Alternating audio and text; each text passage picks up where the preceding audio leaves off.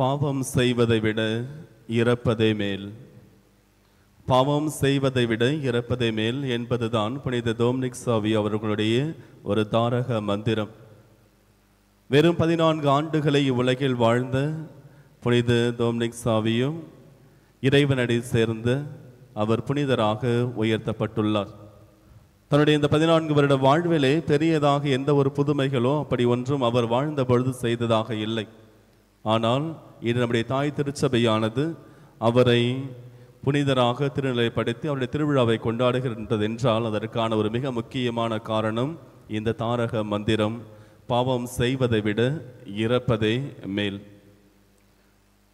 அவரை புனிதராக உயர்நிலைப்படுத்திய பொழுது திருத்தந்தை அவர்கள் சொன்ன வார்த்தைகள், இந்த சிறுவன் கடவுள் கொடுத்த அந்த மாசு மறுவற்ற தன்மையை, திருமுழுக்கின் வழியாக பெற்றுக்கொண்ட அந்த மாசற்ற தன்மையை இறுதி வரையில் தற்காத்து கொண்டார், பாதுகாத்து கொண்டார். எனவேதான் இவர் அனைவருக்கும் ஒரு வழிகாட்டியாக முன்மாதிரியாக இருக்கின்றார் என்று அவர் கூறினார்.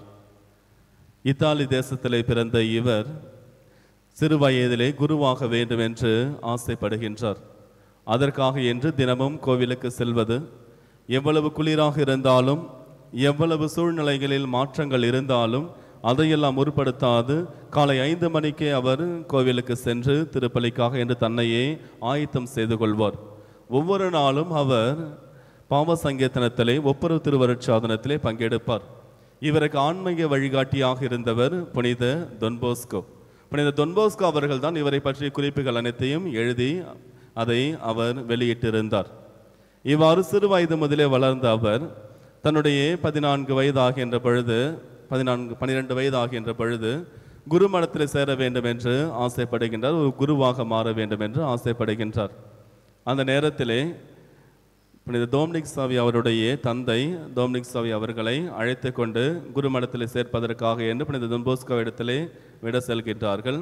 அந்த நேரத்திலே புனித டொமினிக் சாவி அவர்கள் புனித டொன்போஸ்கோ இடத்திலே சொன்ன வார்த்தைகள், நான் வெறும் ஒரு தைக்கப்படாத துணியாக இருக்கின்றேன், நீங்கள் என்னை ஆண்டவர் இயேசு கிறிஸ்துவுக்கு உகந்த ஒரு நல்லதொரு சட்டையாக தையுங்கள் என்று தன்னையே அவரிடத்திலே ஒப்படைக்கின்றார். அந்த வார்த்தைகள், நான் வெறும் தைக்கப்படாத ஒரு சாதாரண துணியாக இருக்கின்றேன், என்னை நீங்கள் ஆண்டவர் இயேசு கிறிஸ்துவுக்கு உகந்த ஒரு நல்ல சட்டையாக தையுங்கள் என்று தன்னையே அவரிடத்திலே அவர் ஒப்பு கொடுத்தார். இயேசுவில் பிரியமான சகோதர சகோதரிகளை, பிறகு நோய்வாய்ப்பட்டு இறந்து விடுகின்றார். இவருடைய இந்த வாழ்க்கையானது அனைவருக்கும் ஒரு எடுத்துக்காட்டான வாழ்க்கையாக இருந்திருக்கின்றது. அதிலும் குறிப்பாக நற்கருணை மீது அவர் கொண்ட ஆழ்ந்த விசுவாசம். அவர் கூறினார், என் வாழ்விலே ஒரு மிக முக்கியமான ஒரு மிக மகிழ்ச்சியான அற்புதமான நாள் எது என்றால் அது நான் திருமுழுக்கு பெற்ற நாள் தான் என்று அவர் பல இடங்களிலே கூறியிருக்கின்றார். அந்த அளவிற்கு நற்கருணையின் மீதும் திருப்பலியின் மீதும் தீராத ஆன்மீக தாகம் கொண்டவராக இருந்திருக்கின்றார். இன்று இவரிடமிருந்து நாம் கற்றுக்கொள்ள வேண்டிய பாடங்கள், நாம் எந்த அளவிற்கு இந்த ஒவ்வொரு அருட்சாதனத்திற்கும் எந்த அளவிற்கு நற்கருணைக்கும் நாம் முக்கியத்துவம் தருகின்றோம். அதற்கு அடுத்ததாக நாம் திருமுழுக்கின் வழியாக பெற்றுக்கொண்டு நம்முடைய மாசற்ற தன்மையை எவ்வாறு பாதுகாத்து கொண்டிருக்கின்றோம்.